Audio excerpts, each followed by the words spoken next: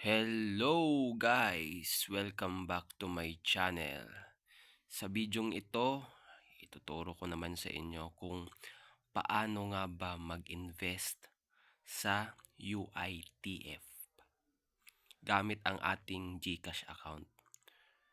So ayun po, sa mga hindi nakakaalam, ang UITF ay Unit Investment Trust Fund. So karaniwan ng mga nag-offer nito ay mga bangko or mga trust companies katulad ni Atram.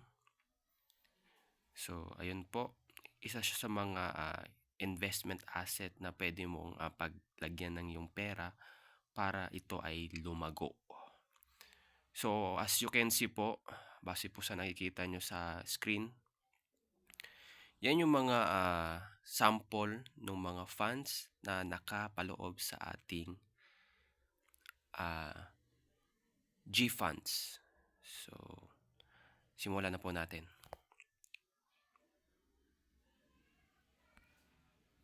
So, ayun po. Once na open nyo na po yung inyong GCash application, simpleng-simple lang naman po kung paano tayo mag-invest dito. So, of course, kung tayo ay mag-i-invest dito, tap nyo lang yung G-Invest. Then, once na mapasok nyo na yung G-Invest, tap nyo lang ulit yung G-Funds.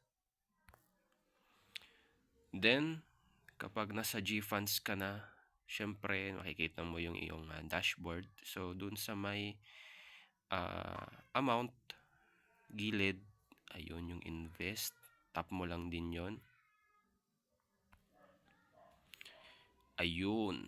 So, kapag nandun ka na sa mismong loob ng iyong G-Funds, so, makikita mo dyan yung iba't ibang klase ng funds na pwede mong pagpilian. So, meron tayong mga products ni BPI, ni Atram, at madami pang iba. So, ayun po. Scroll up and down lang. So, mamili po. Siyempre, bago natin pasukin ang isang investment or fund, siyempre dapat may knowledge tayo tungkol dito. So, bago kayo mag-invest, siyempre, pera nyo yan eh. Due diligence na lang po sa pag-research ng fund na iyong papasukin. So, syempre ngayon, napakadali na lang mag-search ngayon. Madaming pwedeng pagkuhanan ng mga information regarding sa mga ito, syempre. So, ayun po. Once na nakapili ka ng iyong selected fund, tap mo lang yon. So, base dito sa ating example, ang ating pinili ay Atram Peso Money Market Fund. So, tinap na natin yan. Then, kapag natap mo na yan, tap mo lang ulit yung buy. Siyempre kapag nandiyan ka, may brief information regarding dyan sa fund. So, makikita mo dyan, scroll up and down mo lang yan. Yung minimum amount na pwede mong invest, nakalagay na din dyan. And syempre yung price or NAV po nung fund na iyon. So, buy mo lang. Once na mabuy mo, enter mo lang yung amount na gusto mong i-invest doon sa fund. So, remember lang, may nakalagay dyan. Each fund, may minimum amount yan na pwede mong i-invest. So, sa Atram Peso Money Market Fund, ang minimum amount dito ay 50 pesos. So, ito ay for conservative people or investors. So, ayun po. For example, 50.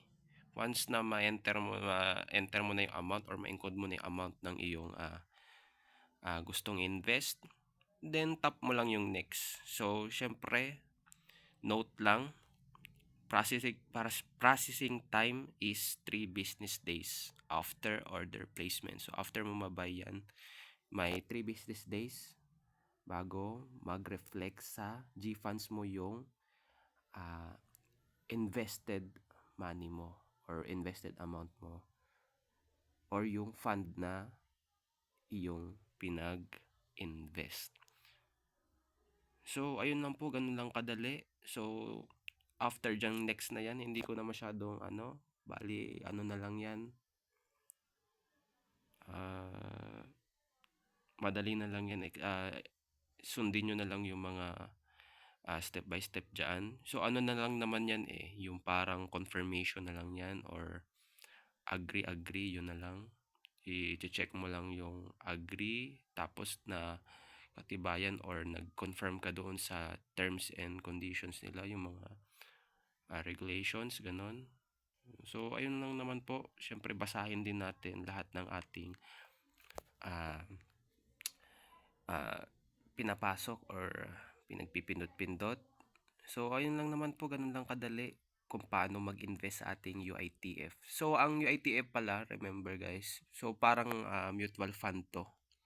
So, pero para sa akin, yung UITF na in-offer dito sa GCash ay mas mura. Kasi may mga mga fee. May mga fees to na annual fees na sinisingil. So, compare sa mutual funds, mas mura to, yung mga UITFs. So, ayun lang po, isa sa mga tip or paalala. So, ayun lang po. Sana po nagustuhan yung mga gantong video na about investing. So, sana po makatulong ito sa pagsisimula nyo sa pag-invest. And kung nagustuhan nyo yung mga ganitong video, paki-like lang naman po yung ating video. At kung gusto nyo pa makakita pa ng mga ganitong video in the future, please consider subscribe and hit the bell notification button para lagi po kayong updated sa mga susunod ko pa pong mga videos. So, ayun lang po. Thank you and God bless.